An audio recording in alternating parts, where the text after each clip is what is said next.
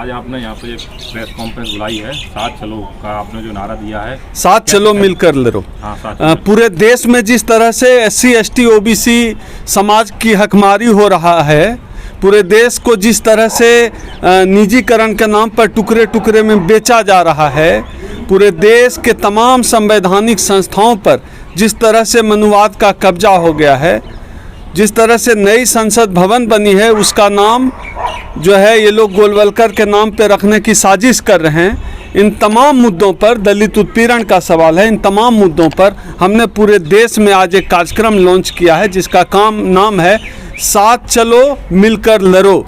इस कार्यक्रम के माध्यम से हम पूरे देश के SC ST OBC और माइनॉरिटी समाज को अपील करते हैं, यह बहुत खतरनाक समय है, यह बहुत खतरनाक दौर है। आइए मिलकर लड़ते हैं, मिलकर लड़ेंगे तो ज़्यादा ताकत से लड़ पाएंगे।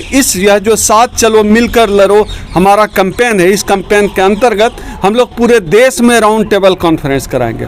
पिछले 11-12 फरवरी को हमने दिल्ली के कॉन्स्टिट्यूशन क्लब में देश भर से लोगों को बुलाया था, 400-500 लोग आए और हमने वहाँ पे राउंड टेबल कॉन्फ्रेंस करने का काम किया। इस कड़ी को अब उस राउंड टेबल कॉन्फ्रेंस को हम लोग अब गांव-गांव तक, जन जन तक ले जाने के लिए पूरे देश में कार्यक्रम चलाएंगे। आपके चैनल के माध्यम से जो भी हमारे इस कैंपेन से जुड़ना चाहते हैं, जिनको लगता है कि आरक्षण बचाने की लड़ाई उनकी भी लड़ाई है, जिनको लगता है कि निजीकरण पर रोक लगनी चाहिए, जिनको लगता है कि कॉलेजियम सिस्टम बंद होना चाहिए, जिनको लगता है कि देश भर में दलित उत्पीड़न की घटनाएं बढ़ गई है उस पर रोक लगनी चाहिए, जिनको लगता है कि संविधान की रक्षा जरूरी है, हम लोग उनके लिए यह कैंपेन लॉन्च कर रहे हैं, साथ चलो मिलकर लड़ो।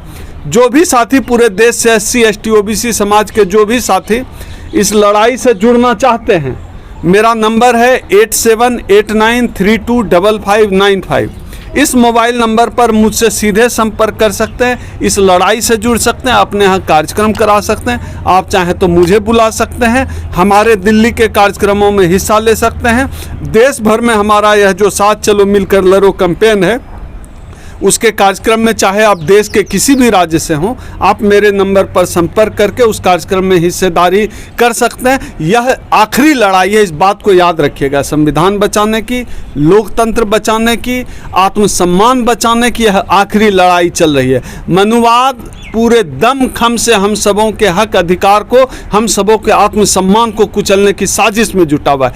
आज भी अगर यह समाज टूटकर बिखरा रहा, साथ मिलकर नहीं लड़ा, हम इस लड़ाई को हार जाएंगे, हमारा आत्मसम्मान कुचला जाएगा, आरक्षण खत्म हो जाएगा, कुछ नहीं बचेगा, हम खाली हाथ हो जाएंगे। इसलिए आइए इस मुहिम का हिस्सा बनिए, साथ चलो मिलकर लड़ो। यह लड़ाई केवल अखिल भारतीय परिसंघ की नहीं है, डॉक्टर उदित राज जी की नहीं है, बल्कि यह लड़ाई आपकी लड़ाई है, यह लड़ाई आपके आत्मसम्मान की लड़ाई है, यह लड़ाई बाबा साहब ने जिस मिशन को खड़ा किया, जिस मिशन को चलाया, उसकी लड़ाई है। यह लड़ाई मान्यवर कांशीराम साहब के संघर्षों की लड़ाई है। यह लड़ाई आपको आपके होने का एहसास दिलाएगा। याद रखिए, अगर आप इस लड़ाई से चूक गए, इस मुहिम से नहीं जुड़े, तो आने वाली पीढ़ी आपको कभी माफ़ नहीं करेगी, क्योंकि यह करो या मरो का दौर है और हमने तय कर लिया है, हम लड़ेंगे।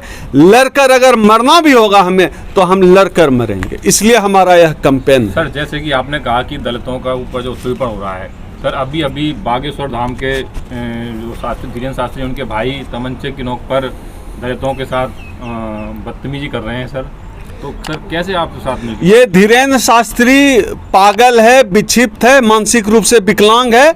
धीरेन्द्र शास्त्री को जेल में डाल देना चाहिए और इसके भाई को जितनी जल्दी हो बांध कर रखना चाहिए, जंजीर में जकड़ कर ऐसे आदमी को रखना चाहिए। धीरेन्द्र शास्त्री महापागल है, मानसिक रूप से दिवालिया हो चुका है। और मैं लोगों से अपील करता हूं, अपने समाज के लोगों से, धीरेन्द्र शास्त्री के आसपास से नहीं गुजरें। क्या पता वो हपक लेगा, दांत काट लेगा, मारने पीटने दौड़ जाएगा। पागल है वो आदमी धीरेन्द्र शास्त्री, उसका भाई अपराधी है। ऐसे लोगों पे रोक लगे। धीरेन्द्र शास्त्री की बात कर रहे हैं, वो असंवैधानिक बात कर रहा है, इसलिए मैं पागल और विक्षिप्त कहता हूँ धीरेन्द्र शास्त्री को। जो आदमी भारत के संविधान के खिलाफ बात करता हो, वो आदमी पागल है, वो आदमी विक्षिप्त है, वो आदमी देशद्रोही है। ऐसे आदमी के ऊपर सेडिशन चार्ज लगना चाहिए, जेल में डालना चाहिए, जंजीर में जकड़ के हाथ पैर बांध के पेड़ से लटका देना चाहिए धीरेन्द्र शास्त्री को। यह महापागल आदमी है, संविधान द्रोही आदमी है, देशद्रोही आदमी। जैसा कि सर आपने कहा संविधान विरोधी, ये ठगने का काम करता है, कहता है कि भविष्य वक्ता है। इसके भाई पर SC/ST एक्ट लगा, धीरेन्द्र शास्त्री को क्यों नहीं दिखी भविष्यवाणी? गधा बनाता है लोगों को, हम लोग सब खेल समझते हैं। अब SC/ST समाज के लोग असली औकात इसको बता देंगे। लग गया ना SC एक्ट, और करें गुंडागर्दी। अब संविधान याद आ गया, पहले भविष्यवाणी जय श्री राम और क्या क्या रामचरितमानस कर रहे थे, अब SC/ST एक्ट लगा तो नाना याद पड़ गया, संविधान की बात करने लगे। सबको ये लोकतंत्र की चक्की है, संविधान की चक्की है, बहुत महीन और बहुत बारीक पिसती है, सबको पिसना पड़ेगा जो भी असंवैधानिक बात करेगा, जो कि देश के खिलाफ बात करेगा। सर कल कॉन्स्टिट्यूशन क्लब में स्वामी प्रसाद मौर्य जी आए थे, उन्होंने 85% की बात की और उन्होंने कहा कि मैं काशीराम का स्टूडेंट हूँ। तो सर उन्होंने भी एक बात कही थी, जो हमारे प्रधानमंत्री और संवैधानिक पदों पर बैठे हैं वो संविधान की शपथ लेके और संविधान की धज्जियां उड़ाते हैं, तो आप किस तरह से देखते हैं? मैं पहले मौर्य जी की इस बात से सहमत नहीं हूँ कि 85 बनाम 15 की लड़ाई है, या 95 बनाम 5 की लड़ाई है। इस देश में सवर्णों की आबादी कम हुई है, SC/ST OBC की आबादी बढ़ी है। हमारी आबादी अब 85 से 95% हो गई। किसी को अगर डाउट है, कास्ट सेंसस लागू करे, जाति जनगणना की जा चुकी है, जाति जनगणना का प्रकाशन करे, पता चलेगा कि SC/ST OBC की आबादी 85 से 95 हो गई। आप सोच कर देखिए ना, क्यों ये जाति जनगणना का प्रकाशन नहीं करने देते हैं? क्योंकि पता है कि इस देश में ब्राह्मणों की आबादी जो 3% थी, अब घटकर 1% से भी नीचे हो गई है। तो पता चल जाएगा ना कि 1% से कम ब्राह्मण है, और जज बना हुआ है, वाइस चांसलर बना हुआ है, प्रोफेसर बना हुआ है, CO बना हुआ है, एंकर बना हुआ है, पूरे देश को पता चल जाएगा ना। इसलिए तो जाति जनगणना का प्रकाशन नहीं करेंगे। हमने यह जो मुहिम छेड़ी है, साथ चलो मिलकर लड़ो, आज जो हमने कैंपेन लॉन्च किया, इस कैंपेन का उद्देश्य है कि जाति जनगणना का सवाल भी उठे। मंडल कमीशन की जितनी सिफारिशें हैं पूरे देश में, पूरी की पूरी सिफारिशें लागू की जाए। हम पूरे देश में इन तमाम मुद्दों पर आंदोलन करेंगे, गोल में सम्मेलन कराएंगे। आखिरी में एक बार फिर हम लोग साल के अंत में रामलीला मैदान भरने का काम करेंगे।